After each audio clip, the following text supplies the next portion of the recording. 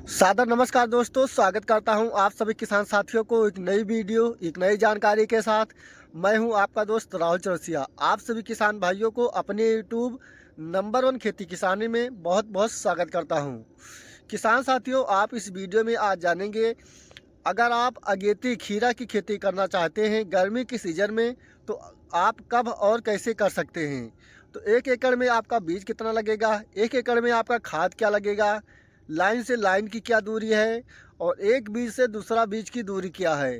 तो ये सब आपको इस वीडियो में जानकारी मिलेगा। और एक बार ये वीडियो अगर आप लास्ट तक देख लेते हैं, अगर आप चाहे जब अगेती खीरा की खेती करना चाहते हैं, तो आपका जर्मिनेशन भी अच्छा होगा। और उसके बाद जब आप उत्पादन करेंगे, आपका उत्पादन में जो फल का साइज़ रहेगा वह आपका साइज़ भी अच्छा रहेगा। तो दोस्तों, वीडियो को लास्ट तक देखें, तभी आपको सही जानकारी मिलेगा।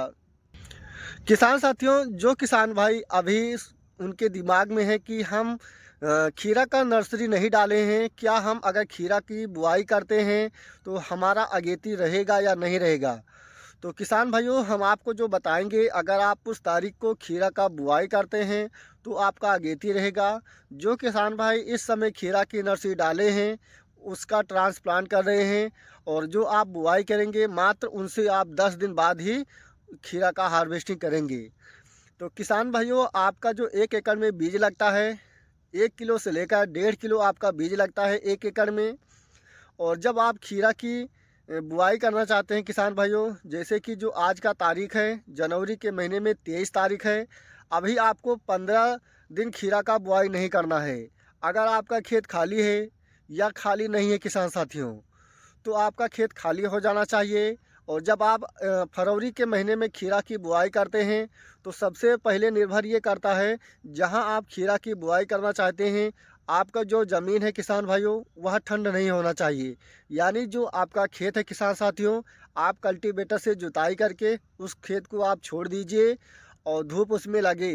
जो उसमें नमी है किसान भाइयों, वह आपका नमी निकल जाए। नमी आपके खेत में कैसे निकलेगा किसान साथियों, जैसे कि आपका जो खेत है, आप जब खेत की जुताई करें, मिट्टी जो होना चाहिए किसान साथियों, वह हार्ड हो जाना चाहिए। आप कल्टीवेटर से या रोटावेटर से जुताई कर दीजिए और 1 हफ्ते पर फिर आप कल्टीवेटर से एक बार मिट्टी को खोलकर छोड़ दीजिए। और आपको जो खीरा का बुआई करना है किसान भाइयों, 10 फरवरी से आप खीरा का बुआई कर सकते हैं।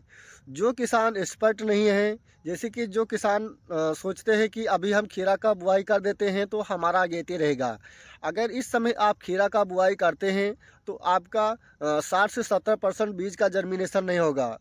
लेकिन जो किसान भाई अगर अभी खीरा का बुआई करना चाहते हैं, या जो किसान भाई 10 तारीख को बुआई करना चाहते हैं, तो जो किसान 10 तारीख को बुआई करना चाहते हैं, उनको क्या करना है, 1 एकड़ में 1 बोरी DAP लेना है, और 1 बोरी आपको लेना है सुपर, और 4 किलो सल्फर, 4 किलो रीजेंट और 4 किलो जाइम। ये सारा खाद आपको एक साथ मिला लेना है। और आपको 2 डंडा लेना है किसान साथियों। 1.5 मीटर का आपका रहेगा। 1.5 मीटर पर आपको एक लाइन बना देना है। जहां आप लाइन बनाते हैं वहीं पर आपको खाद डालना है लाइन के ऊपर। और उसके बाद फावड़ा से मिट्टी को आधा एक साइड आधा एक साइड कर देना है। और उसके बाद आपको खीरा का बुआई करना है। और बुआई करते समय किसान साथियों, आपका जो एक बीज से दूसरा बीज की दूरी रहेगा, एक बित्ता पर आपका रहेगा 6 से 7 इंच पर आपका एक बीज का रहेगा। हम जो खीरा का बुआई करने का तरीका बता रहे हैं किसान भाइयों, जो बाज़ार में हरा खीरा बिकता है, उस बुआई का लाइन से लाइन की जो दूरी है किसान साथियों, वही हम आपको बता रहे हैं। और बुआई करने के बाद किसान साथियों, आप 2 दिन तक खेत को सिंचाई नहीं करना है। जब आप 10 फरवरी को खीरा की बुआई करते हैं, 2 दिन के बाद आपको जो सिंचाई करना है, हल्की सिंचाई करना है। जहां आपका बीज है वहां तक नमी अट जाना चाहिए। और उसके बाद आपको सिंचाई नहीं करना है, कम से कम आपका 15 दिन तक। अगर आप उसके पहले सिंचाई कर देते हैं, आपके खेत में नमी ज़्यादा हो जाएगा, तो जो आपका खीरा का पेड़ है किसान साथियों, उसमें सुंडी आ जाते हैं महीन महीन। आपका जो पौध है उसमें तना गलन का समस्या आ जाता है। तो ऐसे में अगर आपका जो पौध है गलन का समस्या आ गया है, तो आप बायर कंपनी का एलियट 15 लीटर पानी में 35 ग्राम आपको डेंचिंग करना है। और जो किसान भाई अभी सोच रहे हैं हम खीरा का बुआई कर दें, तो उनको क्या करना है, खीरा का बीज ले लेना है, शाम के समय पानी में डाल देना है और उसके बाद सुबह के समय निकाल लेना है। बोरा पर जो बीज है किसान भाइयों, बिखेर देना है, मतलब दूर दूर कर देना है। और उसके बाद 2 3 4 बोरा ऊपर से लपेट कर फिर आपको जो आपका कमरा है जहां आपका गर्म है वहां रखना है, या आपके यहाँ दोपहर के समय धूप खिल जाता है तो आपको धूप में रख देना है। और जैसे ही आपका खीरा का अंकुरण आ जाता है, 2 3 दिन में आ जाएगा, तो आपको खेत में सिंचाई कर देना है। जो बीज का अंकुरण हुआ है वही बीज आपको उठाकर खीरा का बुआई कर देना है। ऐसे में आपका जो खीरा का जर्मिनेशन है किसान भाइयों, 4 से 5 दिन में आपका जर्मिनेशन हो जाएगा। जो किसान साथी अभी खीरा का बुआई करना चाहते हैं उनको क्या करना है, बीज को भिगोकर और जर्मिनेशन लेकर खेत में सिंचाई करने के बाद बीज को बुआई करना है। लेकिन जो किसान भाई 10 फरवरी को अगर बुआई करते हैं तो वो किसान 100 में 100% सक्सेस होंगे, यानी उनका उत्पादन भी अच्छा रहेगा। खेत में जो भी बीज का बुआई करेंगे जर्मिनेशन भी अच्छा होगा। और जो किसान भाई 10 तारीख को अगर बुआई करते हैं तो उनको ये विशेष ध्यान रखना है कि जब हम खेत में बुआई करते हैं तो हमारा जो खेत में नमी होना चाहिए, नमी नहीं होना चाहिए। हमारा जो मिट्टी है अगर गर्म हो जाता है, बीज बुआई करने के बाद 2 3 दिन के बाद अगर सिंचाई करते हैं, ऐसे में जो हमारा खीरा का जर्मिनेशन होता है किसान भाइयों, 100% जर्मिनेशन होता है। और खीरा में जो मुख्य रोग लगते हैं किसान साथियों, पाउडरी मिल्ड्यू का समस्या देखने को मिलता है। खीरा का जो फल रहता है टेढ़ा हो जाता है, उसमें डंक माइनर का समस्या रहता है। तो अगर आप खीरा की खेती करना चाहते हैं तो आप खीरा में 2 3 ऐसे बेस्ट फंगिसाइड हैं जिसे आप एक एक हफ्ते पर अपनी खीरा के फसल में डालते हैं, तो आप खीरा का जो हार्वेस्टिंग करेंगे आप लंबे समय तक हार्वेस्टिंग करेंगे किसान भाइयों। तो जैसे कि जब आप बुआई कर देते हैं, बुआई करने के बाद आपको एलियट डालना है पहले स्टेज में ड्रेंचिंग के रूप में। और उसके बाद आपको जो उसमें दूसरा फंगिसाइड का प्रयोग करना है किसान भाइयों, आपको साफ प्रयोग करना है।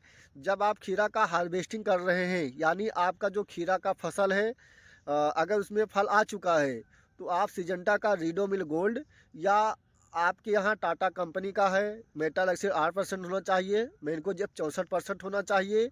और उसके साथ बायर कंपनी का फेनास क्विक 10 ml, या इसके अलावा बायर कंपनी का सोलोमैन 20 ml। ये दो में से अगर आप एक फंगिसाइड के साथ ही मिलाकर डालते हैं तो जो आपका खीरा का फल टेढ़ा हो जा रहा है, आपका फल टेढ़ा नहीं होगा। और आपको फेनास क्विक या सोलोमैन, या इसके साथ आप साप या एंट्राकाल या रीडोमिल गोल्ड, ये 3 फंगिसाइड में से एक फंगिसाइड आपको लेना है।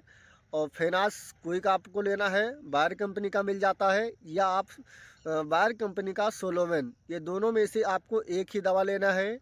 दोनों जो दवा आपको डालना है किसान भाइयों, अलग अलग घोल बनाकर और अपनी खीरा के फसल में एक एक हफ्ते पर आपको छिड़काव करना है। इसके करने से हमारे खीरा के फसल में पाउडरी मिल्ड्यू और जो हमारा खीरा का फल टेढ़ा हो जा रहा है, ना तो फल टेढ़ा होगा, हमारा जो भी खीरा का फल रहेगा वह सीधा रहेगा। और जो किसान भाई नहीं जानते हैं, खीरा की खेती करते हैं, तो 1 एकड़ में जब खेत की जुताई करते हैं और उसके बाद जो खाद डालते हैं, छीटा बीज से खाद डाल देते हैं, तो उनका 50% जो खाद रहता है खीरा के फसल में लगता है, 50% बेकार हो जाता है। तो किसान साथियों, अगर आपको हमारी जानकारी अच्छा लगा, अपने दोस्तों को ज़्यादा से ज़्यादा शेयर करें। और जो किसान भाई हमारे चैनल पर पहली बार हैं या अभी तक हमारे चैनल को सब्सक्राइब नहीं किया है, तो कृपया चैनल को सब्सक्राइब करें और अपने दोस्तों को ज़्यादा से ज़्यादा शेयर करें। फिर मिलेंगे नेक्स्ट वीडियो में, तब तक के लिए जय जवान जय किसान।